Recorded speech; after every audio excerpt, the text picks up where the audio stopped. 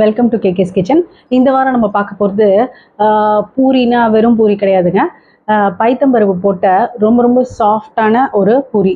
இது வந்து ட்ரை பண்ணுறது வந்து ரொம்ப ஈஸி. அது எப்படி எந்த ப்ரொபோர்ஷனில், அதாவது எந்த பதத்தில் வந்து சேர்க்கறது, தண்ணி எவ்வளோ ஊற்றணும், எல்லாம் டீட்டெயிலாக நான் இந்த வீடியோவில் சொல்லி காட்டுறேன். இது வந்து நல்ல நியூட்ரிட்டிவ் ஆன ஒரு பூரின்னு சொல்லலாம். ஏன்னா வந்து நிறைய பேர் இந்த தால், அந்த கூட்டு இதெல்லாம் சாப்பிட மறுப்பாங்க. அது மாதிரி இருக்கிறவங்களுக்கு இந்த மாதிரி பூரி பண்ணி கொடுத்து டிஃபன் பாக்ஸ் கட்டி கொடுத்தீங்கன்னா ரொம்ப நியூட்ரிஷியஸாக இருக்கும். வாங்க இதை எப்படி பண்ணுறதுன்றதை டீட்டெயிலாக பார்க்கலாம்.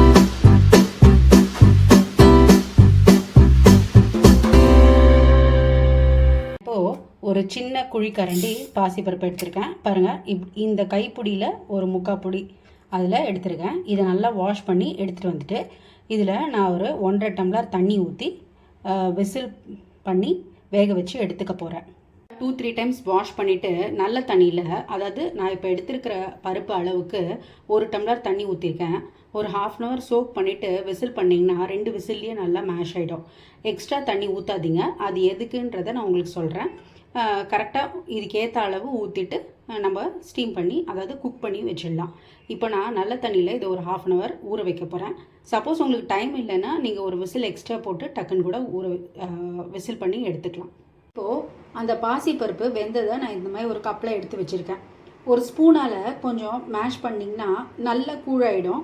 அப்படி இல்லைன்னா நீங்கள் ட்ரை மாவோட பிசைஞ்சிங்கனாலும் சரியாயிடும். இப்போது நம்ம மாவு பிசைறதுக்கு முன்னாடி வேறு என்னெல்லாம் போடுறதுன்றதை பார்ப்போம். நல்லா ஒரு ஸ்பூன் கசூரி மெத்தியும், அதுக்கப்புறம் இந்த மாதிரி ரெட் சில்லி ஃப்ளேக்ஸ் இருக்குல்ல, இது இருந்தால் போட்டுக்கோங்க. அப்படி இல்லைன்னா உங்கள் கிட்டே இருக்கிற ரெட் சில்லியை லைட்டாக ட்ரை ரோஸ்ட் பண்ணி மிக்சியில் சுற்றினீங்கன்னா உங்களுக்கு கிடச்சிரும்.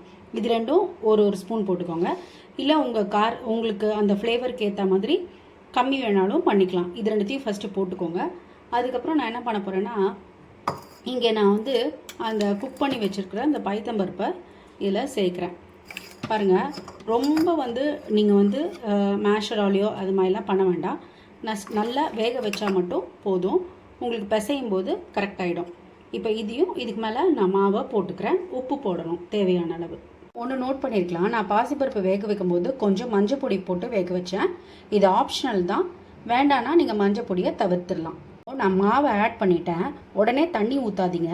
நல்லா வந்து ஃபஸ்ட்டு இந்த மாதிரி கையால் பிசைஞ்சிட்டிங்கன்னா இந்த பாசிப்பருப்பு வேக வச்சது, இந்த மசாலா, இது உப்பு எல்லாமே ஒரு சேர கொஞ்சம் பைண்ட் பண்ணிவிட்டு அதுக்கப்புறம் கொஞ்சம் தண்ணி தெளித்தா போதும். ஏன்னா ஸ்பெஷலி பூரிக்கு பார்த்திங்கன்னா மாவு கொஞ்சம் டைட்டாக இருக்கணும். அந்த ரீசனுக்காக தான் இந்த ப்ராசஸ் பண்ண சொல்கிறேன். நான் தண்ணி தெளித்து இப்போது கொஞ்சமாக தான் ஊற்றிருக்கேன். நல்லா டைட்டாக இந்த மாதிரி பிசைஞ்சு இந்த டோவை ரெடி பண்ணிடலாம். இவ்வளோ டைட்டாக இருக்கணும் டோ. இந்த மாதிரி பிசைஞ்சிட்டு நீங்கள் ரெஸ்ட் பண்ணிவிடுங்க.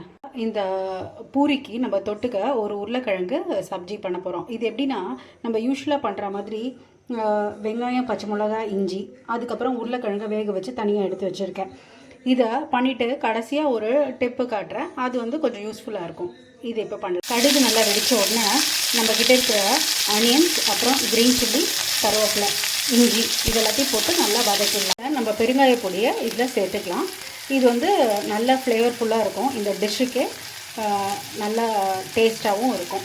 அண்ட் மோரோவர் இது பொட்டேட்டோ அதெல்லாம் கடலை மாவுலாம் கரைக்கிறதுனால கேஸ்ட்ரிக் ப்ராப்ளம்ஸ்லாம் வராமல் இதை பார்த்துக்கும்.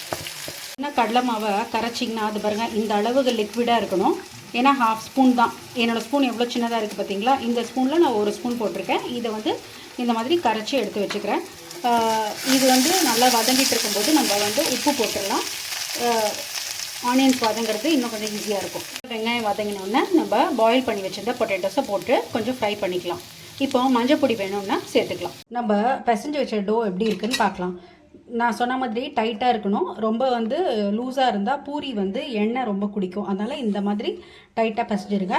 இப்போது இந்த இதை வந்து நம்ம ஆஸ் யூஷுவல் பூரி பண்ணுற மாதிரி இப்போ உங்களுக்கு நல்லா திரட்ட வரும் பாருங்கள். எவ்வளோ சாஃப்டாக இருக்குது பார்த்தீங்களா? நம்ம பைத்தமாவை சேர்த்ததுனால எதுவும் பிரச்சனை இல்லை. இதை வந்து நம்ம ரோல் பண்ணி வச்சுக்கலாம். பூரி பொரிக்கிறதுக்கு ரெடியாக. போட்ட பொட்டேட்டோவும் இந்த வெங்காயமும் நல்லா வதங்கிடுச்சு. ஏற்கனவே வெந்த பொட்டேட்டோன்றதுனால இந்த கன்சிஸ்டன்சி கரெக்டாக இருக்குது. இப்போது இந்த டைமில் நான் என்ன பண்ண போகிறேன், நம்ம கரைச்சி வச்சுருந்த இந்த கடலை மாவை இதில் சேர்த்துறேன். கரைச்சது இதில் சேர்த்துட்டேங்க. இது ஒரு நல்ல கொதி வந்தோடனே ஆஃப் பண்ணிவிடுங்க. ஒரு கிளாஸி ஸ்ட்ரக்சர், அதாவது ஒரு கிளாஸி லுக்கு கொடுக்கும். அதே மாதிரி நம்ம கடையிலலாம் கொடுக்குறாங்க தெரியுமா, கொஞ்சம் ஒரு ரன்னிங் கன்சிஸ்டன்சியில் இருக்கிற மாதிரி தொட்டுக்கிறதுக்கு ரொம்ப ரொம்ப டேஸ்டியாக இருக்கும். இது நடக்கட்டும். இது பக்கத்தில் எண்ணெய் வச்சாச்சு. இந்த பூரியை இதில் பொரிச்சிடலாம்.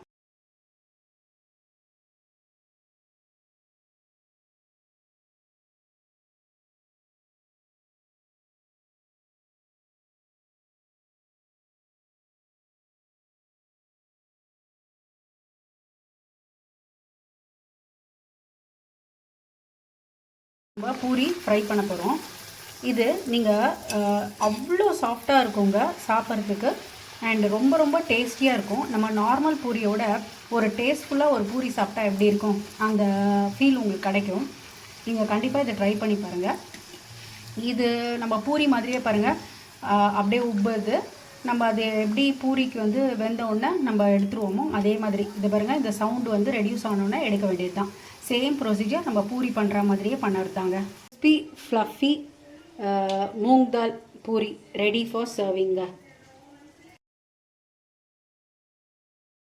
எவ்வளோ சாஃப்டாக வந்திருக்குன்னா நீங்கள் ஒரு வாட்டி ட்ரை பண்ணி நீங்கள் பண்ணி சாப்பிட்டா தான் தெரியும். அப்போ உங்கள் கமெண்ட்ஸை ஷேர் பண்ணுங்கள். செகண்ட் திங் வந்து நான் வந்து இதுக்கு வந்து அந்த பொட்டேட்டோ பண்ணியிருக்கேன். நாட் நெசசரி நீங்கள் வந்து இதே மாதிரி பண்ணுன்றது இல்லை. உங்களுக்கு சப்போஸ் வந்து கொஞ்சம் காரமாக சாப்பிட்ணும் அப்படின்னு தோணுச்சுன்னா அது மாதிரி நீங்கள் ப்ரிஃபர் பண்ணி சாப்பிட்லாம். நான் இன்றைக்கி வந்து இதை வந்து பண்ணி எங்களோட கெஸ்ட்டுக்கு கொடுத்துருக்கேன். ஸோ இந்த சைட் டிஷ் வந்து up to your choice.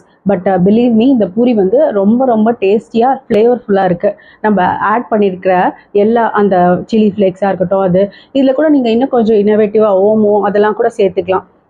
Basically என்னென்னா அதோட டேஸ்ட்டை வந்து என்ஹான்ஸ் பண்ணுறதுக்கு உங்களுக்கு தெரிஞ்ச என்னென்ன அது போடணுமோ நீங்கள் போட்டு கொஞ்சம் டிஃப்ரெண்ட்டாக பண்ணி பார்க்கலாம். வீடியோ உங்களுக்கு பிடிச்சிருக்குன்னு நினைக்கிறேன். கண்டிப்பாக வீடியோவுக்கு லைக் பண்ணுங்கள். அப்புறம் பிடிச்சிருந்தா உங்கள் ஃப்ரெண்ட்ஸ்க்கெலாம் ஷேர் பண்ணுங்கள். என் சேனலை மறக்காமல் சப்ஸ்கிரைப் பண்ணுங்கள். வேறு ஒரு நல்ல வீடியோவோட நம்ம நெக்ஸ்ட் வீக் சந்திக்கலாம். அது வரைக்கும் தேங்க்யூ.